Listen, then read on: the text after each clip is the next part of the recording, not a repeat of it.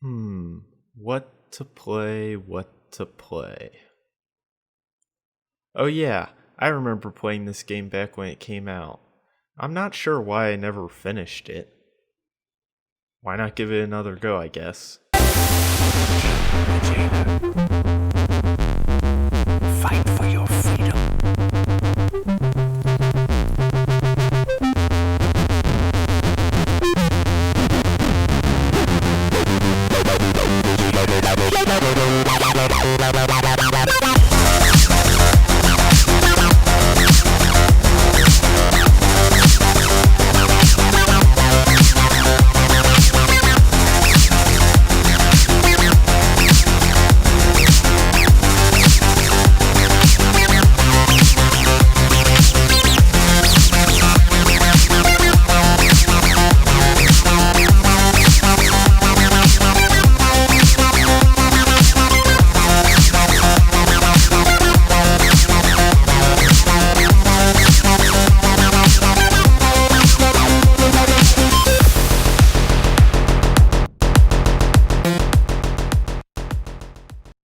Furi is a third-person isometric bullet hell that has a heavy focus on melee combat. The game is essentially a boss rush, meaning that you go from all 8 bosses back to back with a little downtime or other gameplay to distract you. Furi released back in 2016 on PC, Xbox One, and PS4, and was later ported to the Switch.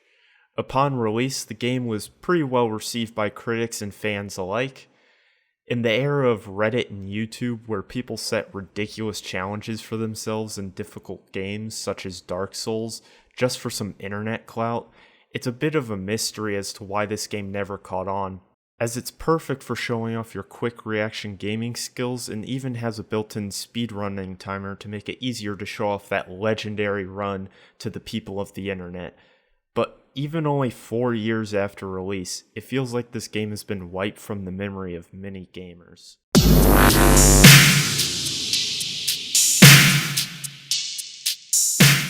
The story revolves around the player, only known as the Stranger, escaping from captivity where a strange man in a bunny costume leads you to your freedom by having you kill all the other guardians that are keeping you in this prison. The narrative and the structure of the gameplay give the game an easy comparison to Shadow of the Colossus, but it has its own twists on the narrative and setting to keep it unique, though I do find that it does falter in the simple story that it does try to tell. First off, the player's silent, which isn't always a bad thing, since Shadow of the Colossus also did this, but the game makes it pretty clear that the Stranger is his own person and not someone to be a projection of the player's goals and morals, as the Stranger kills good people for pretty much his own selfish gain and shows no hesitation or remorse for these actions. The bosses also often refer to the Stranger as some killing machine, and that if he were to get out in the real world, he would bring destruction to everything. So it's pretty hard to get attached to a character that shows that he's a bad person and is constantly referred to as being a bad thing for the world. And this is kind of an issue when the only thing pushing you through the narrative is to see the Stranger get his freedom, but if he's shown to be a bad person, why would we want him free? But hey, in the end, saying the story's bad in this type of game really isn't that big of a deal, considering the main draw is gameplay anyways, and the story serves its purpose well enough and does a good job at painting at least an interesting and unique world, if nothing else.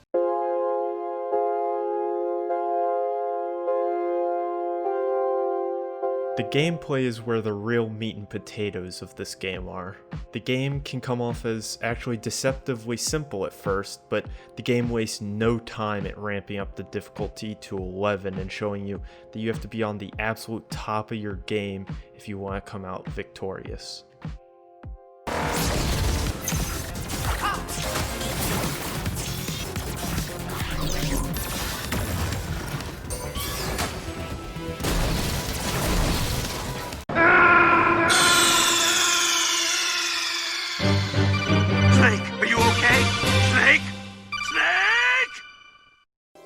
In reality, you only have 5 moves in your arsenal, and all of this is given to you from the moment you get control of your character.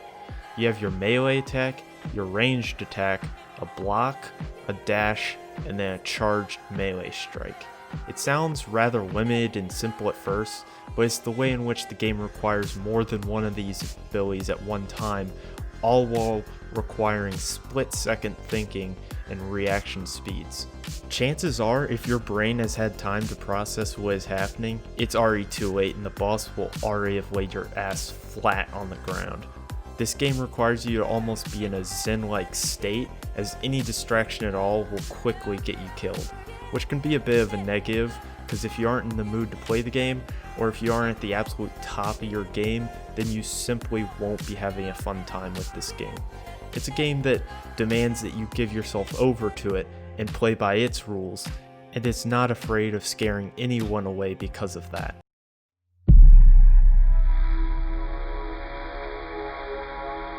The bosses are the only enemies in this game, so it's fair to say that if they aren't well designed, then this game will quickly crumble under the weight of that, so it's a good thing they nailed them.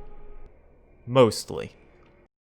The first boss fight is a glorified tutorial, but that doesn't mean he's a complete pushover. In his later phases, he will test if you truly understand the abilities that were taught to you, and if not, he will be sure to punish you for that. He does a good job at introducing the mechanics of the game and putting them to the test, though his changes between each phase are a bit lackluster.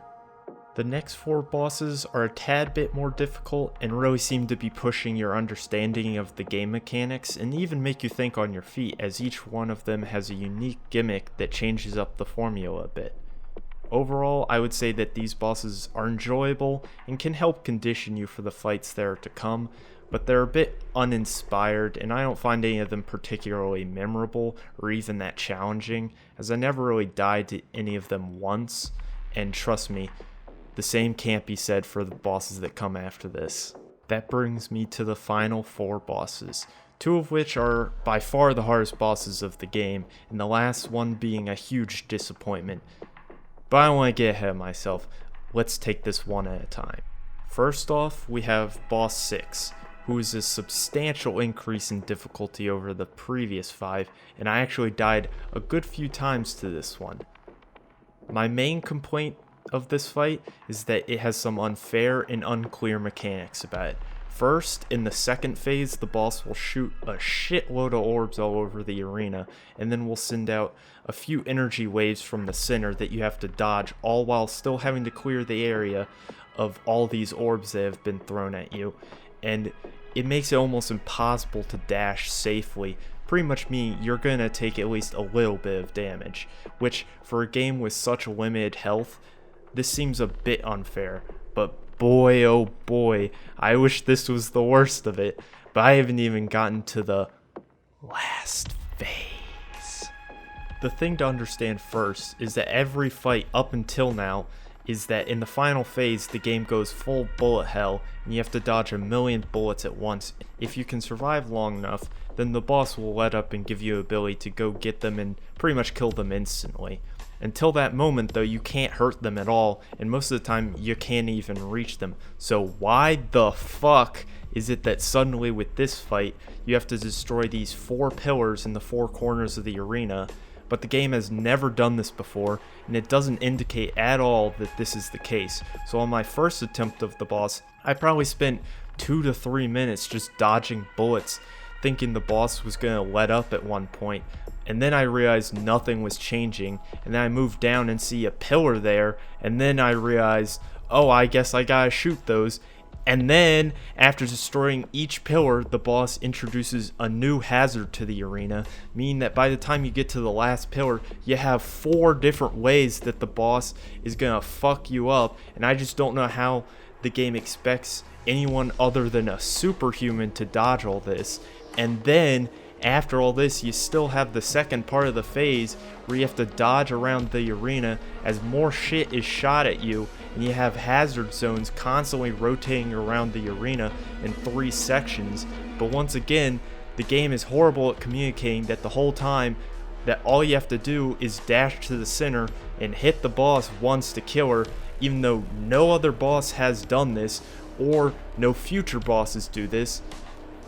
I don't know, maybe I just need to get good or something, but I find this whole last phase to be utter garbage.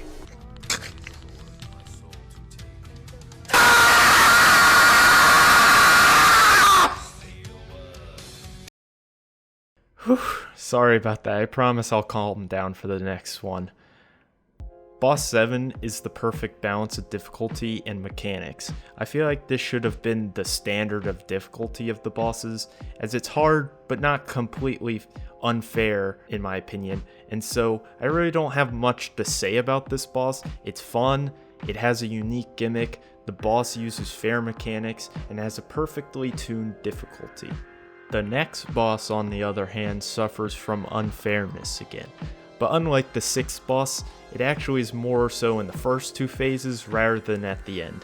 This boss is completely melee based, and it's a bit of a sparring match, which on the surface is very interesting and something that got me super excited, but the boss can throw in some overhead attacks that have a delay on them, but it's such a small delay that if you hit the block when he goes back to swing, you will get hit.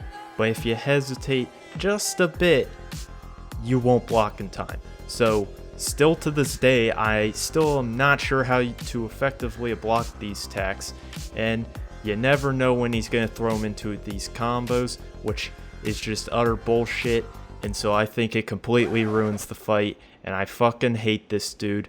Like, I don't think I've despised the boss more than this, and I spent about 3 times as much time on this boss alone than I did on all of the first 5 bosses combined. Like, I swear this boss made me want to shoot my Sorry about that. Anyway, where were we?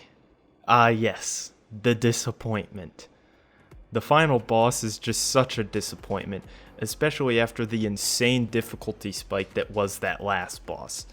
You would think she would be even harder, but no, she's just such a pushover. Like, even with 1 death, my clip for this fight is only 5 minutes long, and my successful run of the fight was just under 4 minutes. And for reference, my boss 7 clip is about 15 minutes long. The fight is short, easy, and uninteresting, and it feels like such a letdown for the quote-unquote final fight. I think it would have been far better if the last 2 bosses traded positions. It even would make sense second to last boss to be the last boss, because they build him up as this dude who's been stuck here for almost an eternity, and all he's been spending his time doing is just training for a fight that he believes is going to come, which does in the form of you. So it would feel like you're going up against the god of combat himself, and that feels like a much more fitting conclusion than some sound bitch that you beat in under 5 minutes and she doesn't even put up a fight at the end and you just beat the shit out of her and kill her.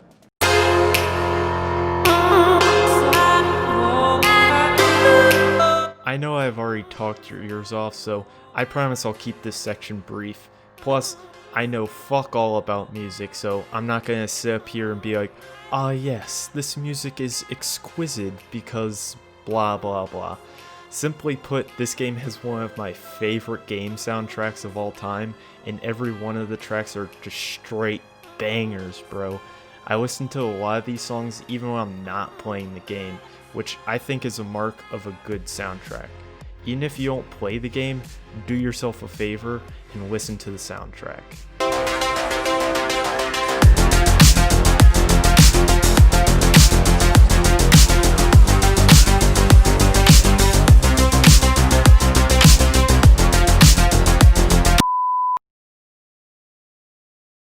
In conclusion, I think that in this day and age, when thousands of games are released on Steam a day and dozens of AAA games come out every year, it means that now more than ever, games tend to fall through the cracks of the general public, and games are lucky to even garner a small community, which is just such a shame because so many games are amazing but never see the light of day for most people and are just hidden gems waiting to be uncovered. For Furi, I would definitely say this is the case. It's a game buried by time, but remembered fondly by those who played it. Although it does have a few rough spots, overall, It's such an amazing experience that I think everyone who is passionate about gaming should at least try. Thanks for watching, and once again, this is Trevor, and I'll see you guys next time.